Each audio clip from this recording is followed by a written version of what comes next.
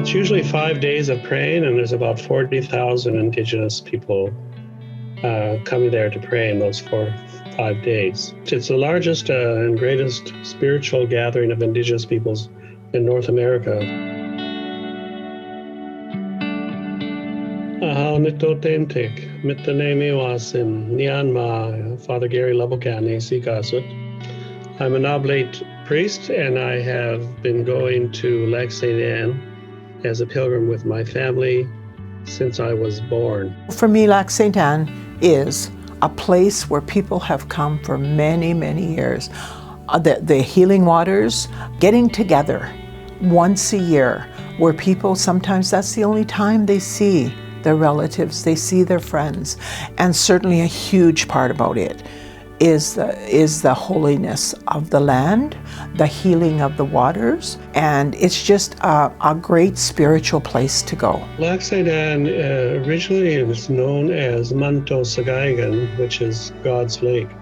So people have been praying there for centuries. It's a place of people to gather, for people to gather in prayer.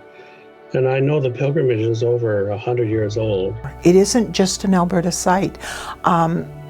Northwest Territory families come year after year.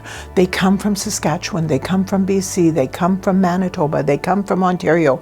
People come from everywhere to Lac Ste Anne. I know for me, I used to see groups of people that had walked from long distances or came with teams of horses. I was watching with great interest when the delegates went to Rome to meet the Holy Father.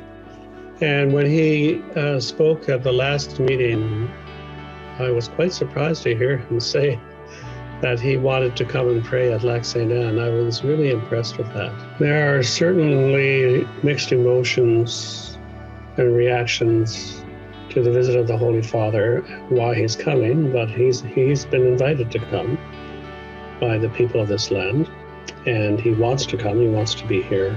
But it is important, and with patience and love, and in this case prayer, I think it's significant that we have a naughty KNOTTY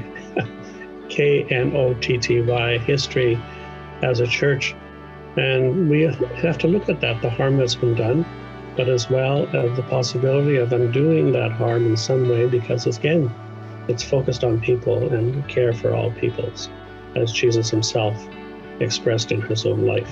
So for me, it's about a lot of struggles that our people had, and found ways to alleviate those concerns, those challenges, those hard times they had, was believing that there was always faith.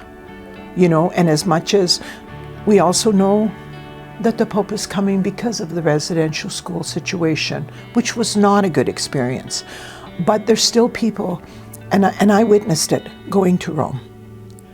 Some of those survivors that came with us, that had certainly been through terrible times, and yet they did not lose their faith.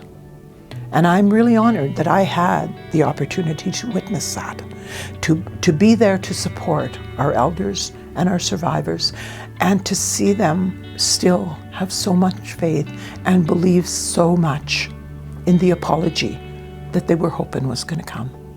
So I think that's what we'll see again at Lac Ste Anne, is we will see so many more people that weren't able to go to the Vatican be able to come to Lac Ste Anne and actually see that. There was other people who said very clearly, I'm not ready to talk about that yet. I'm not ready to accept. I'm not ready to say anything good. I need my time.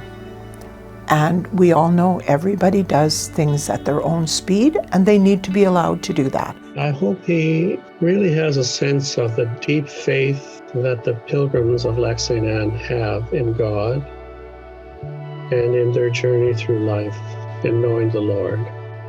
I hope he has a sense of that. He experiences that in many ways in different countries and in Rome.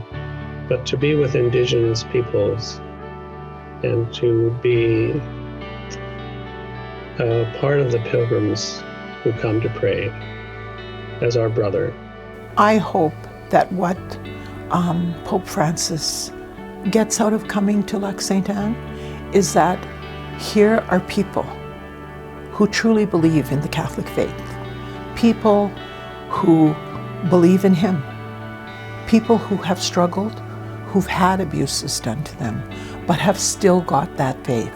And I think people also want Pope Francis to see our healing waters, because that was talked about all of our lives, the healing waters at Lac Ste Anne.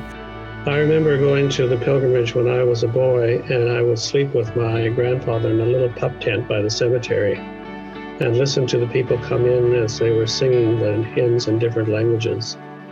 And I, of course, didn't understand the languages, nor did I understand Latin at that time, but it was the experience of all peoples coming together in prayer. So I hope that he takes us back to Rome with him, that the hope for the world is we all gather as different nations to pray together, trust in God's love and God's mercy.